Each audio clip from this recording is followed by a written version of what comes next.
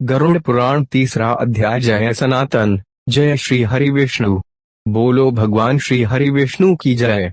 जय श्री हरि। दोस्तों, आज हम गरुड़ पुराण के तृतीय अध्याय सुनेंगे, जिसमें यमलोक मार्ग तथा 21 महानरकों का संपूर्ण वर्णन बताया गया है। दोस्तों, हिंदू धर्म के वेद पुराण में गरुड़ पुराण एक है। गरुड़ पुराण मृत्यु के बाद सद्गति प्रदान करने वाला है और इसीलिए मृत्यु के बाद गरुड़ पुराण की कथा के श्रवण का प्रावधान है। इस पुराण में मनुष्य को पाप कर्मों से बचने का प्रावधान बताया गया है। इस गरुड़ पुराण के अधिष्ठात्री देव भगवान विष्णु माने जाते हैं। यह गरुड़ पुराण हमें सत्कर्मों को करने के लिए प्रेरित करता है।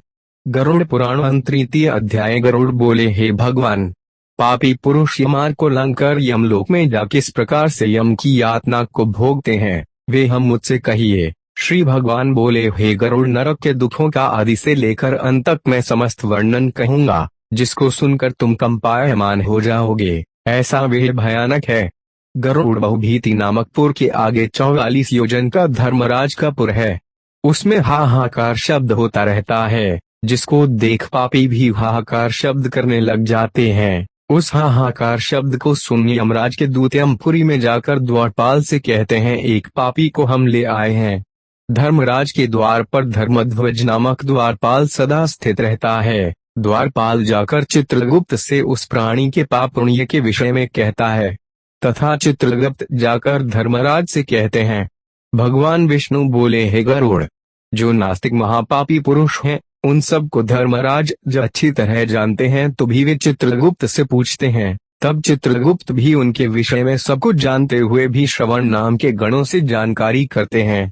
श्रवण नामक देवता ब्रह्मा जी के पुत्र हैं। वे स्वर्ग, मृत्यु, पाताल आदि में भ्रमण करते रहते हैं। वे दूर से ही श्रवण कर सब जान लेते हैं और दूर स्थित वस्तुओं को प्रत्यक्ष देखते हैं, जिससे उनका श्रवण ऐसा नाम रखा गया है। फिर उनकी स्त्रियां भी श्रवणी इसी नाम से प्रसिद्ध हैं। वे स्त्रियां भी स्त्री मात्र के चरित्रों को अच्छी तरह जानती हैं। इस संसार में जो प्राणी शुभाशुभ प्रत्यक्ष या गुप्त रूप से करते हैं, उसको श्रवण नाम देवगण चित्रगुप्त से कहते हैं, और स्त्रियों के चरित्र को श्रवण गण की श्रवणी नामक स्त्रियां चित्रगुप्त से कहती हैं।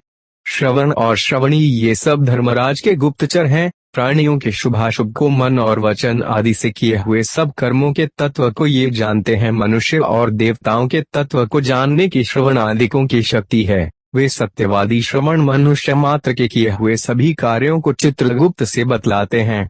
इसलिए व्रत, दान, सत्य पालन आदि से कोई भी पुरुष श्रवण को प्रसन्न करे तो श्रवणगण उस मनुष्य को स्वर्ग तथा मोक्ष को देने वाले हो जाते हैं। सत्य बोलने वाले धर्मराज के श्रवण नामक दूत पापी पुरुषों के पाप को जानकर धर्मराज से कह देते हैं, जिससे वे पापियों के प्रति दुखदायी होते हैं। तब यमराज पापियों को दंड देते हैं और वे सब साक्षी देते हैं। सूर्य, चंद्र, अनिल, अनल, आकाश, पृथ्वी, जल, अंतरात्मा, मन, दिन, रात्रि, दोनों संध्याएं और धर्म ये मनुष्य मात्र के चरित्र को जानते हैं। धर्मराज चित्रगुप्त, श्रवण, भास्कर आदि सब संसार के प्राणियों के देह में स्थित पाप और पुण्य को भली भांति जानते हैं। इस तरह पापियों के पाप को निश्चय कर यमराज तदनंतर पापियों को बुलाकर अपने भयानक स्वरूप को दिखाते हैं। तब पापी पुरुष यमराज के भयंकर स्वरूप को देखते हैं। एक बड़ा शरीरधारी, हाथ में दंड लिए भयन से पर बैठा हुआ है। प्रलय काल में जैसे मेघ शब्द करता है, वैसा उसका स्वर है। काजल पर्वत जैसी कांति है, बिजली की प्रभा के समान प्रकाशमान, शस्त्रधारी 32 भुजाओं से युक्त है। 3 योजन विस्तार वाला उसका शरीर है। वापी के तुल्य भयानक मुख है। लाल नेत्र है, बड़ी बड़ी दाढ़ों से युक्त भयंकर मुख है, लंबी नाक है। ऐसा यमराज का स्वरूप है। मृत्यु, जवर आदि से युक्त चित्रगुप्त भी भयानक रूप को धारण करते हैं। यम के जैसे ही भयानक उनके दूत भी पापी के पास आकर गरजते हैं, जिसको देख पापी भयभीत हो हाहाकार शब्द करता है। दान न देने वाले ऐसे पापी कंपायमान होकर रोते हैं। तब चिंतातुर होकर क्रंदन करते हुए पापियों को चित्रगुप्त यमराज की आज्ञा से उसके किए कर्म को श्रवण कराते हैं। हे पापी दुराचारी जीव, अहंकार युक्त विवेक रहित हो, तुमने पाप रूप धन का संचय किस लिए किया? क्योंकि ईश्वर के निमित्त धन दान देना था, अपितु संचय नहीं करना था। पापी पुरुषों की संगति से और काम क्रोध आदि से उत्पन्न हुए ऐसे दुख देने वाले पाप को तुमने किसके लिए किया? तुमने अत्यंत प्रसन्न हो जैसे पहले पाप किए हैं, वैसे ही अब दुख को भोगो। अब उल्टे मुख कर क्यों रुदन करते हो? तुमने जिन पापों को किया है, वे सब पाप दुख के कारण है। धर्मराज मूर्ख में, पंडित में, दरिद्र में, धनवान में, बलवान में तथा निर्बल में, सब में संभाव रखते हैं। इस प्रकार पापी चित्रगुप्त के वचन सुन अपने किए हुए कर्मों का विचार कर निश्चल हो मौन धारण करते हैं, तथा चोर की तरह निश्चल हो स्थित हुए ऐसे पापी पुरुषों को देखने के पश्चात उनके पापों के योग्य यमराज दंड देने की आज्ञा करते हैं। यमदूत यमराज की आज्ञा से दया रहित हो प्रेतों को ताड़ना शुरू कर कहते हैं, हे पापी जीव, यहाँ से भयानक नरक में चलो। यमाज्ञाकारी प्रचंड चंडकादि दूत एक पाश से उन सब प्रेतों को बांधकर नरकों में ले जाते हैं। उन नरकों के समीप एक बड़ा शालमली वृक्ष है, जो अग्नि के समान कांतिमान, जिसका 20 कोस का विस्तार है और जो 1 योजन ऊंचा है। यमदूत उस वृक्ष में प्रेत को नीचे की मुख और ऊपर की ओर पैर कर श्रृंखलादि से बांधकर मारते हैं। तब प्रेत अग्नि से जलते हुए रोते हैं, क्योंकि उस स्थान में उनकी रक्षा करने वाला कोई भी नहीं रहता है। उस शालमली वृक्ष में बंधे हुए क्षुद्ध हत्या से पीड़ित पापी लटकते हैं और यमदूत ऊपर से ताड़ना करते हैं। तब पापी जीव हाथ जोड़े यमराज के दूतों से प्रार्थना करते हैं, हे यमदूतों, हमारे अपराध क्षमा करो, हम अब कभी पाप नहीं करेंगे। ऐसे प्रेतों के वचन सुनकर भी यमदूत लोहदंड से, मुद्गर से, तोमर से, भाले से, गदा से और मुसल से अनेक तरह से मारते हैं। जिस ताड़ना में प्रेत मूर्छित हो जाते हैं, तब चेष्टारहित देख यमदूत कहते हैं, हे दुराचारी प्रेत, ऐसे दुष्ट आचरण क्यों किए? क्या संसार में अंजल कोई भी पदार्थ सुलभ नहीं था?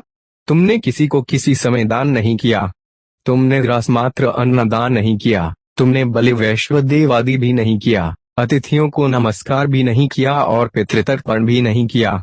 यमराज और चित्रगुप्त का उत्तम ध्यान तथा दोनों के उस मंत्र का जप भी नहीं किया। यम की यातना जिस जप आदि करने से नहीं होती, गृहस्थ धर्म में रहते हुए भी कोई तीर्थ नहीं किया, न देवता की पूजा की तथा अहंकार को भी नहीं त्यागा। संत पुरुषों की सेवा नहीं करने से अब फल को भोगो धर्म से रहित हो, अतः अनेक तरह की हम तुम्हारी ताड़ना करते हैं। यदि तुम कहो कि दंडनीय अपराध क्षमा करो, तो वे ईश्वर भगवान क्षमा करते हैं और अन्य कोई भी नहीं कर सकता। हम लोग तो श्रीहरि की आज्ञा से पुरुषों को ताड़ना देने वाले हैं। ऐसे वचन कहकर यमराज के दूत दया रहित हो पापियों की ताड़ना करते हैं। तब प्रेत जले हुए अंगार की तरह होकर ताड़ना करने से नीचे गिरते हैं। उनके गिरते पुन शालमली वृक्ष के पत्र ऊपर से गिरते हैं, जिससे उनके अंगों का छेदन होता है और उनको कुत्ते भक्षण करते हैं। तब प्रेत दुखी होकर रोते हैं।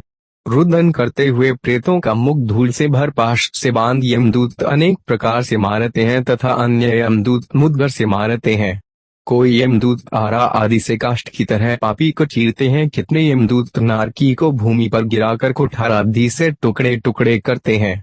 कितने यमदूत भूमि में गड्ढा खोद कर पापी को कटी पर्यंत गाड़ उनके सिर में बाणों से भेदन करते हैं। कितने ही पापी यमदूतों द्वारा यंत्र में रखी के दंड की तरह पेरे जाते हैं।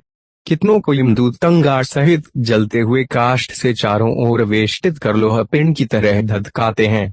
कितने को दूत अग्नि पर तपे हुए घृत में, कितने को तपे हुए तहल में डालकर जैसे कड़ाही स्थित तपे हुए तहल में बड़ा तला जाता है, वैसे तलते हैं।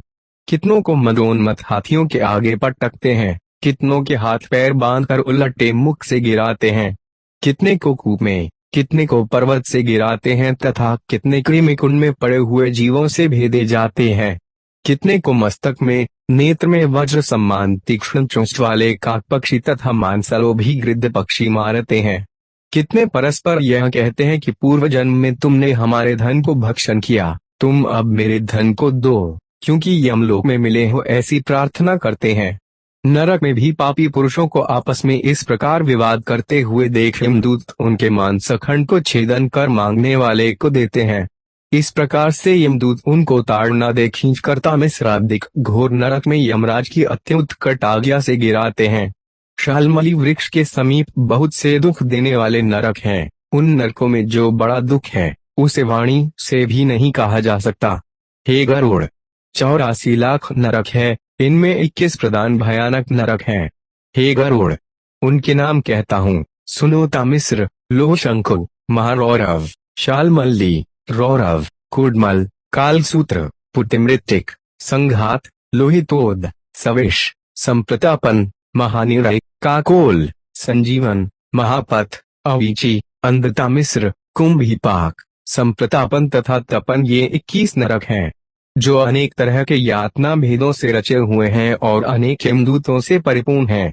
इन नरकों में धर्मवर्जित पापिष्ट मूर्ख गिरते हैं और वहां नरकों की वेदना को कल्प पर्यंत भोगते हैं। स्त्री तथा पुरुष परस्पर अधिक विषय सेवन से तामिस्र, अंधतामिस्र, रौरवादी नरक की यातना को भोगते हैं। इसलिए ऋतुदान और विषय वासना में लिप्त नहीं होना चाहिए।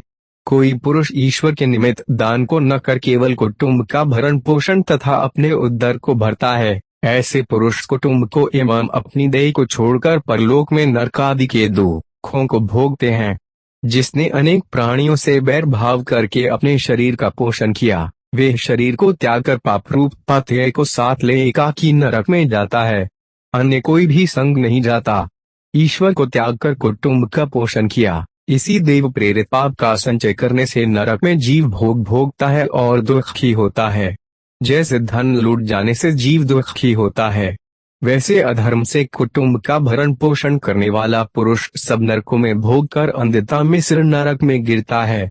हे गरुड़, यह जीव मनुष्यलोक के नीचे जितने नरक आदि हैं, उनको अनुक्रम से भोग तदनंतर पवित्र हो पुनः यहाँ आता है, अर्थात नरक की यातना भोग कर पाप क्षीण हो जाने से जीव मनुष्यता को प्राप्त होता है।